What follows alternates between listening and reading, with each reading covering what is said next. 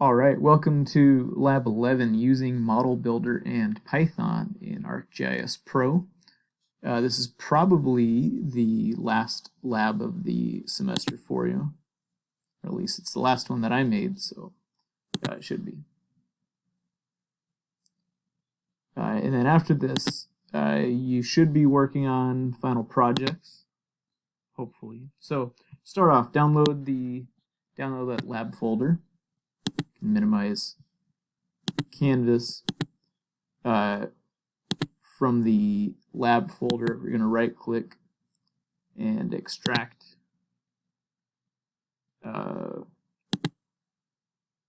into your usual folder.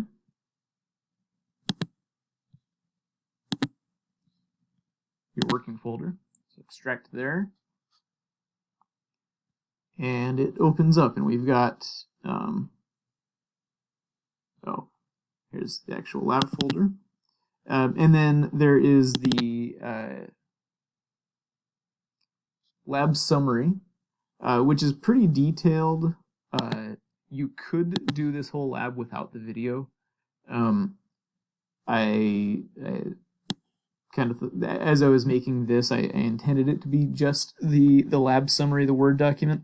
And then I realized maybe this lab does need a video, so you can do it with just this summary or the video, whichever you prefer. But it's there, it exists. I'm going to close it just for screen space on the recording. But then open up Pro by using the project file. In here we've got Toolbox, which we actually will be using today. We've got raster stream grid, a geo database, lab 11, info, index, which we'll use for our scripting, and another raster elevation zone grid. Minimize that. Oh, we've got to sign in.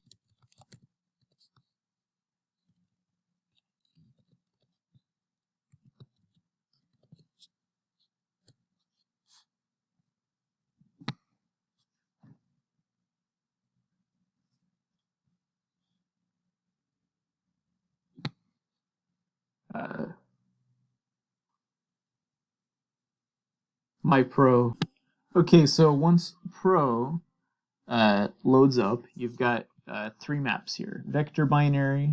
This is going to be a binary model, so like a yes or no output of with vector files. There's another task that's a raster binary model, and then a index model of more vector files, but this one's going to be more than a yes/no. This gives you like an actual rating, a number as an output. So starting off with a vector binary, we've got streams, which is just streams, and then elevation zone is zones of elevation. So it's like low, medium, high elevation. So starting off, we're going to go to the Analysis tab, and we're going to be using ModelBuilder.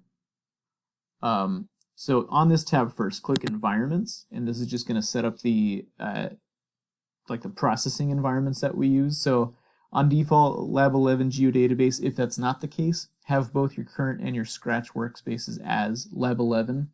If you wanted to, you could set an output coordinate system for all your files. We're going to leave them as is, but if you wanted to change it, you could. Everything else, we're good, so just press OK once the workspaces are set to Lab 11. Okay, now, ModelBuilder. This is going to open up a new tab right here, and in that new tab, it's blank, and then we're going to be inputting tools from the toolbox here. So Geoprocessing Toolbox, click that, it brings it up on the side. It might have favorites up first, and then we want toolboxes.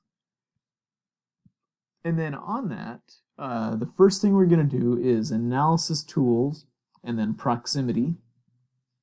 And then from Proximity, we want Buffer. So we're going to first buffer.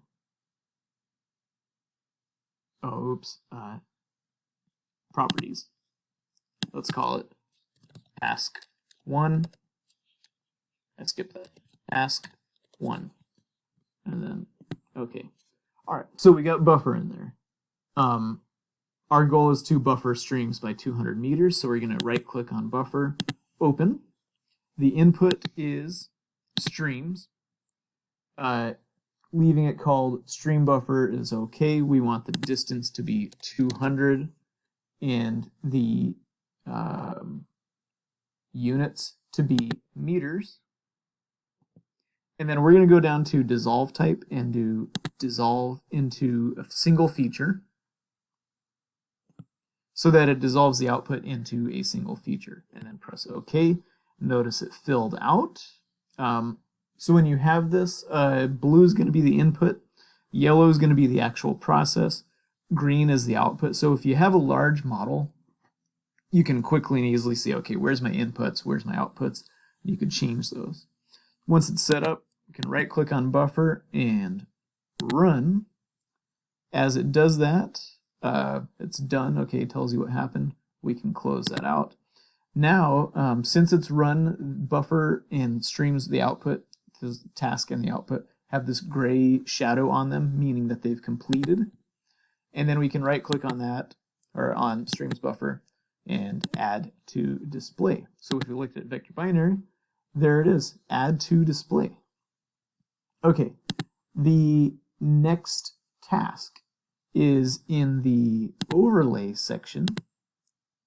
And in the overlay section, we want to do an intersect. So we're going to click on that, drag it in, and then right-click, open. So our inputs are, we're going to do model variable. So in this, the top one is like whatever you have in your actual contents. On the left side is model outputs. So we're going to do streams buffer so that like anytime you run it, it'll use whatever's created by that first task. And then the intersect is going to be elevzone. Output feature class, let's call it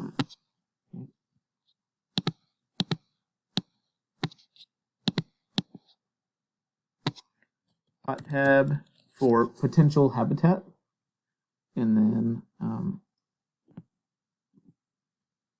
there we go. And then we click, I don't know why that got minimized, then we click OK, and that's good. Okay.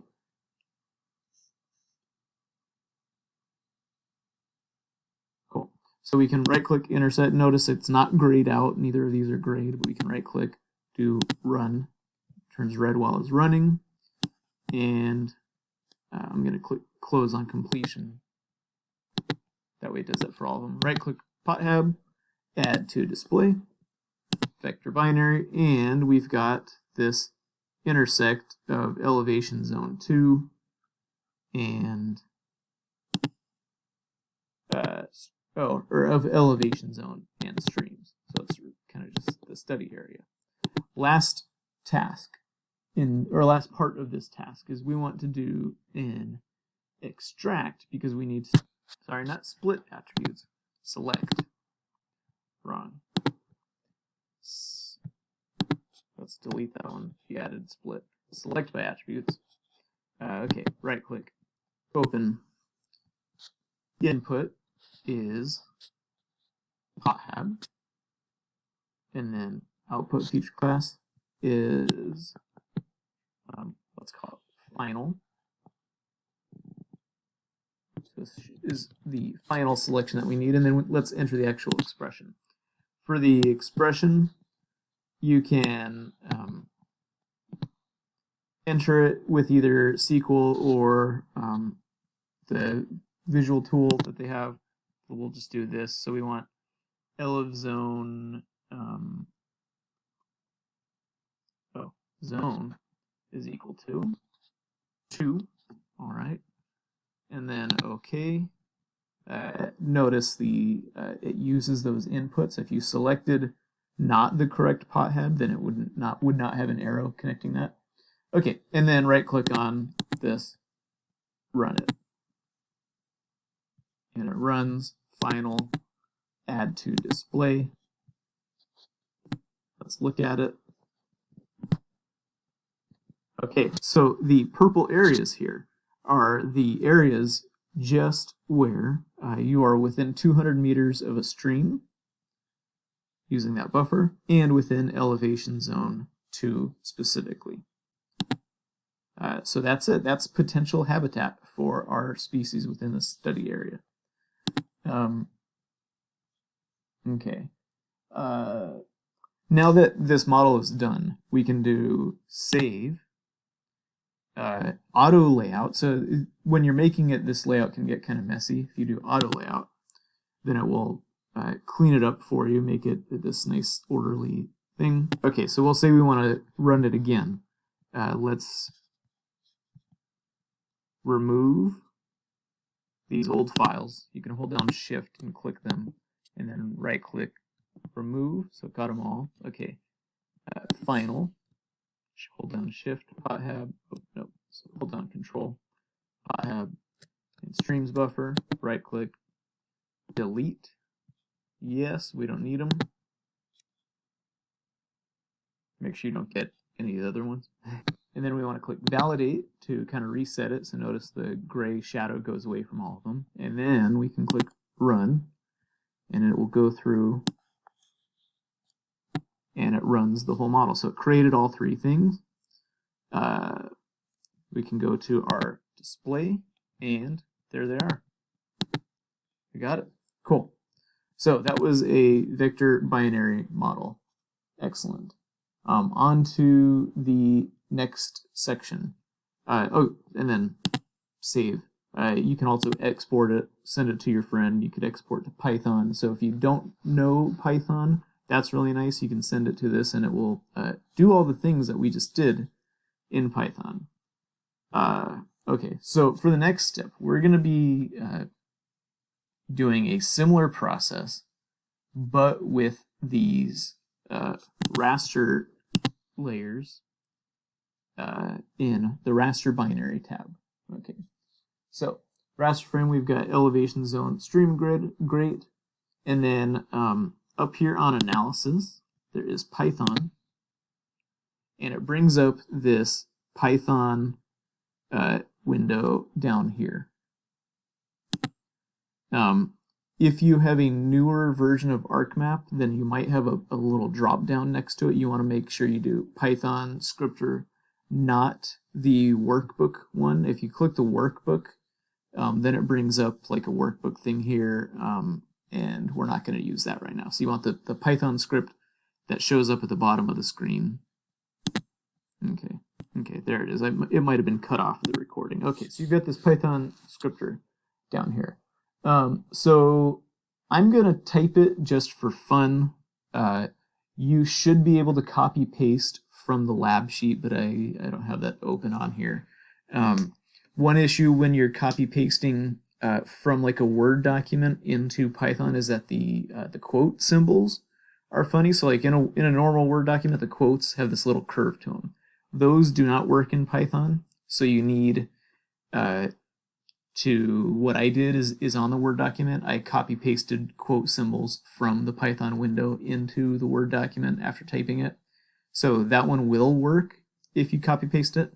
But if you're wondering why did something I copy pasted from Word not work in Python, it's because of those quote symbols. Okay, so import, and notice when you successfully type something in Python, then it changes the color. So that's nice. ArcPy, enter. From ArcPy, import environment. From ArcPy.say space import asterisk. Okay, environment workspace. So this is setting your workspace. Space equals space. So to actually get this, we want to open up your lab folder, and if you click on the little navigation bar in the lab folder, then it tells you the exact path that you're using. So you're going to click that, Control C to copy it, and then after you copy it, you can do quote, oops, double quotes,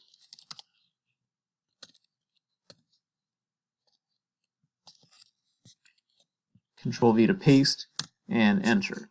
So I got this error, and the error, anytime you get an error in Python, you can Google it. So I got this syntax error. Okay, what does that mean? So you go type that thing into Google. Somebody else got it. That's the nice thing about Python, is somebody else will always have the same problem as you.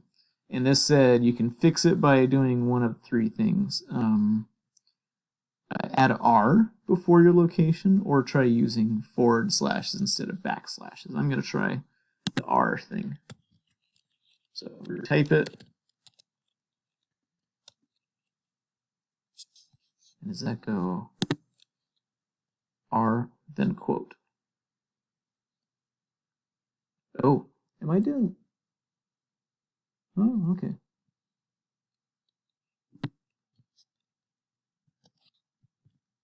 Let's see.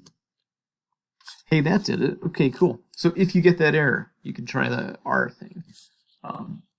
Python's fun. And then our first function here. So that's just setting up the workspace for this. It tells the GIS what's your workspace right here, and then uses those workspace settings that we set up earlier. Okay, so out uke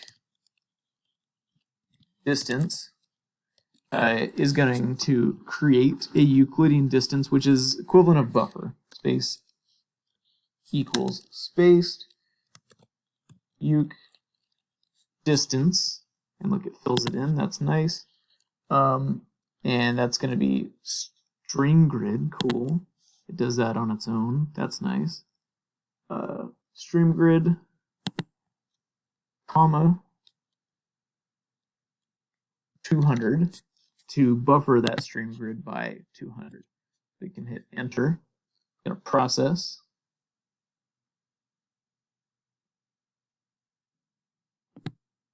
And it should you should see that buffer appear on the screen when it's done processing. Next, out extract equals extract by attributes. Oh, cool. And while I was typing that, you can see the Euclidean distance stream buffer appeared. Okay. Okay, extract by attributes. We want elif zone grid,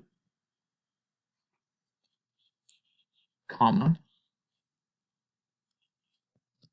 value,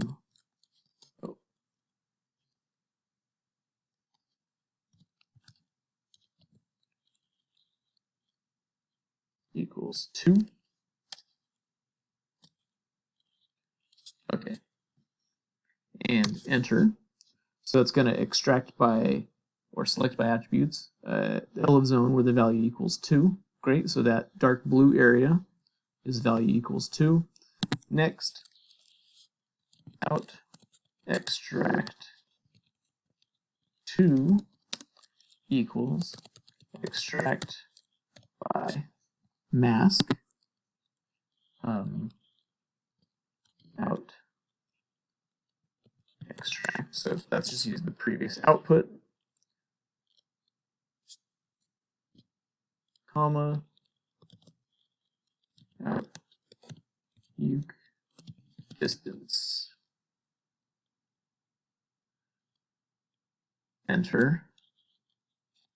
So that's going to clip those two where they overlay. We can get rid of the old ones, and we can see this other kind of light blue area. There we go. That's good. That's the area that we want, and we can compare it to the vector binary, and hey, it looks pretty much the same. That's cool. Okay, so then out extract 2 dot save, so it's going to save out extract 2 as final number 2, and then enter, and it saves out extract 2 as final. And if we look in our folder, let's right click, refresh, and look, we've got this file called final2 there.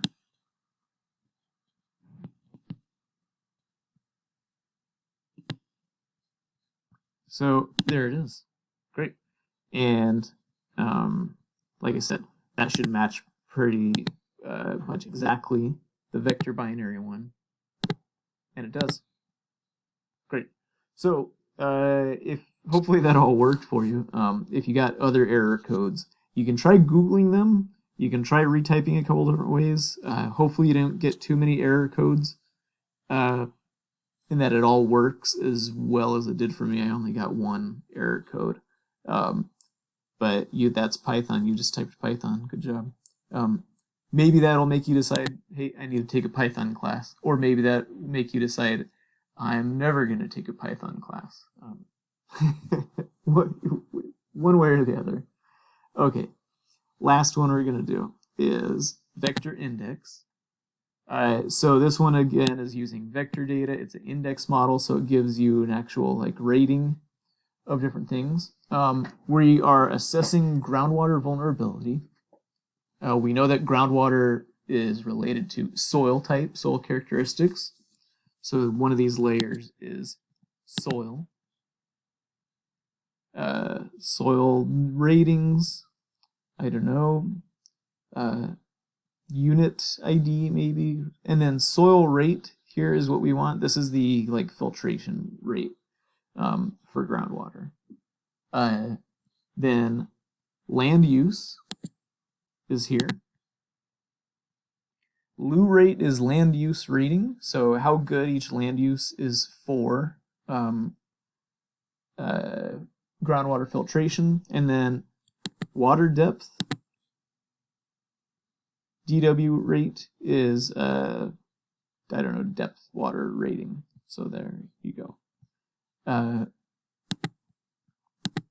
So we've got our numbers. And then as it said on the lab sheet, we're going to apply weights to these. So soil is more important than land use, is more important than the groundwater depth.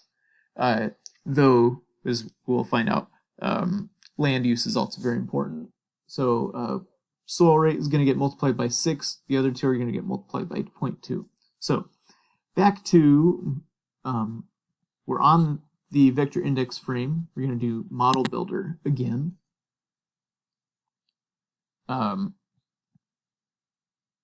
Cool. Properties. General tab, let's name it. We're just going to call it task 2.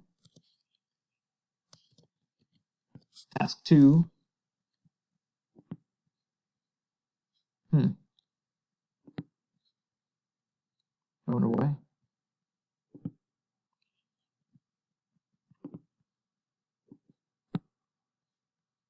Oh, maybe it's because we have this existing one here. Save. And then let me close that one. Okay.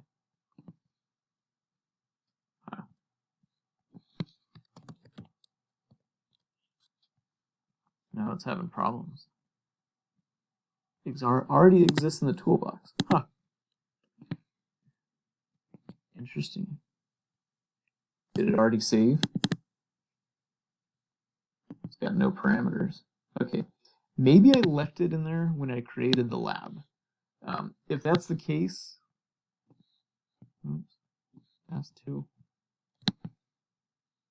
Open. Yeah, there's no parameters in it. Okay, maybe I already accidentally saved it. ModelBuilder. Fine. I'm going to name mine task 3. You can do task 2 or task 3. If you get that error, then just name it something else.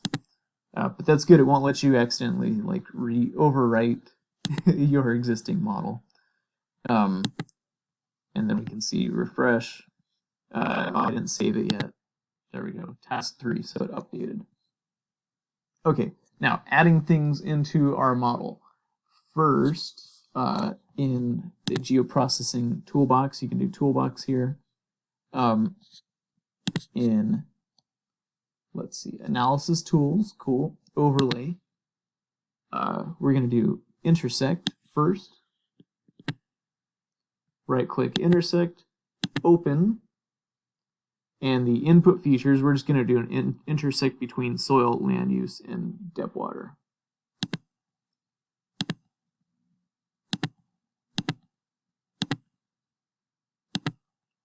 Great.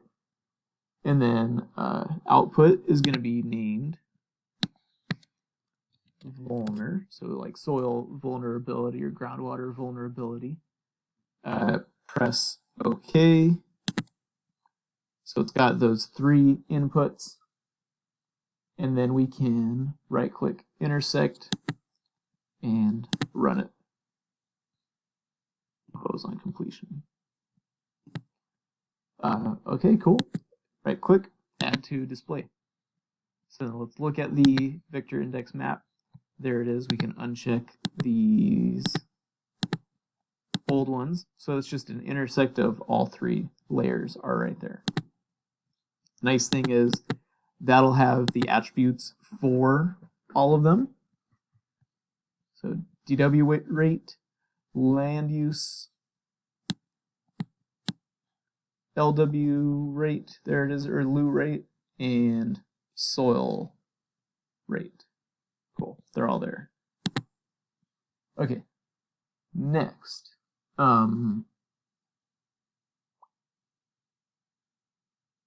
We're going to go in Data Management Tools. So scroll down to Data Management. And then from Data Management, Fields. Ooh, too far. And let's drag Fields over here. So this is going to let you do stuff to fields on an attribute table. Oh, that's a whole category. Add field. Drag add field in. So this is going to add a field to an attribute table. Right click, open. Input table is, we want the model variable, so it's going to be the output of whatever that first one is. Vulner2. And then the field name is going to be called total. The field type is going to be double. So this lets you use, remember, float has a decimal point, but they're shorter. Double has a decimal point, but they can be longer. Integer means short numbers, but no decimal point. Large integer is big numbers, again, no decimal point. Blob, raster, text. Double is what we want. Okay. After that, precision 11, scale 3, and then OK.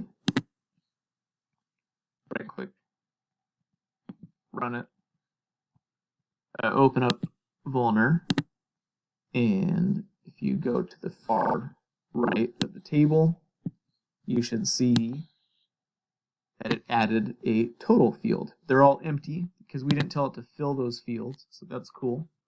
Okay, so then next part, we're going to drag the calculate fields function down.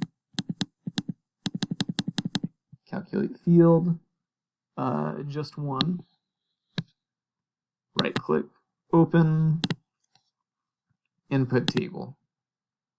Vulner2 again.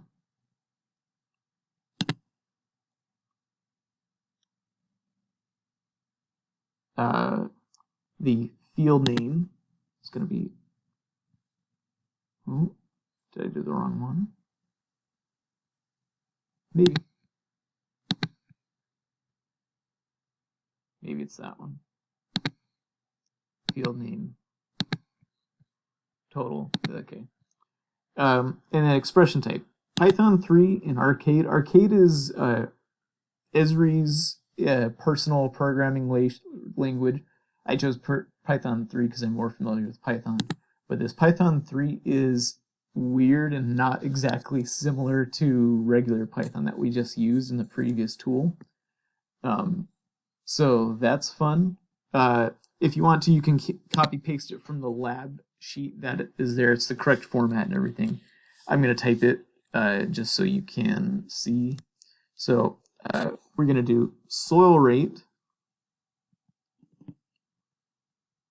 times 0.6. And then we want this to happen before it does other tasks. So we're going to do parentheses. This will do like a PEMDAS thing, parentheses, exponent, multiplication, you get it. Okay, plus parentheses. You can type it or click. Loo rate times 0.2 parentheses plus the last one, DW rate times 0.2 parentheses. Okay, so that's good. Total equals that math statement. So it's going to do soil rate times 0.6, loo rate times 0.2, DW rate times 0.2, and then add those totals together. Press OK. Right-click Calculate Field, run it, and let's look at the attribute table again. And hey, look, it's all filled out. Now, you don't really know, hey, do those numbers look right? They are. I can tell you, if they look like this, if you have a bunch of things that are kind of between, I don't know, 3 to 9, then you're good. But yeah, these are correct. Okay. Now let's save it and validate it. So it's going to clean it up for us and run it. So it did all those steps. Catalog.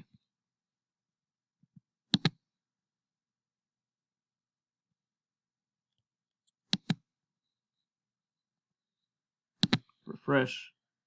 Vulner, cool, we've got it. It'll be there.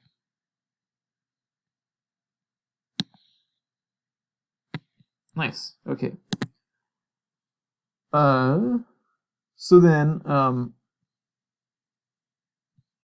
if we look at that attribute table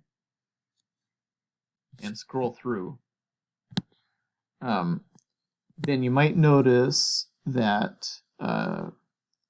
the really high ones of loo rate, which is land use, are really high numbers, and that right here might offset your model. And those are residential and urban areas.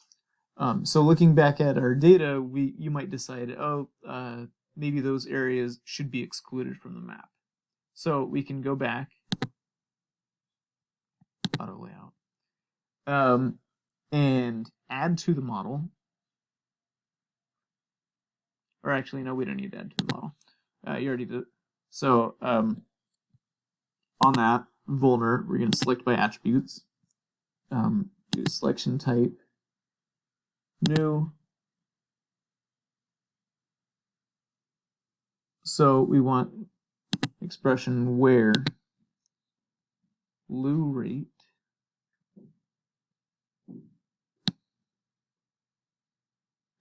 there you go is equal to 9.9, and then run it. Okay, so these selected areas are urban areas. And then in the attribute table, we can go back to total, And we're just going to edit those numbers because they're unusually high. So calculate field, where the selected things are -99. Run it. And that's just going to make it so that the urban areas are -99, and that's kind of the international accepted symbol for null value. -99 also means ignore this. It's no good. So -99. Okay, so close this. Right click. Symbology. Graduated colors. And we want to set this up to show our total field. Okay, cool. Let's do classes 6. And then we're going to manually change these values. So 0, 3, 3.5, 4, 4.5, and 5. Great. And then choose colors that you like. I kind of like this one. It gives the impression of hazard. Let's make urban areas no color so that they're now irrelevant. And then we can change these labels so that the clear areas are not applicable.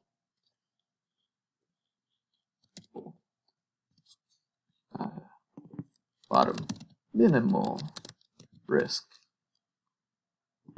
Let's say nothing, some risk if you want.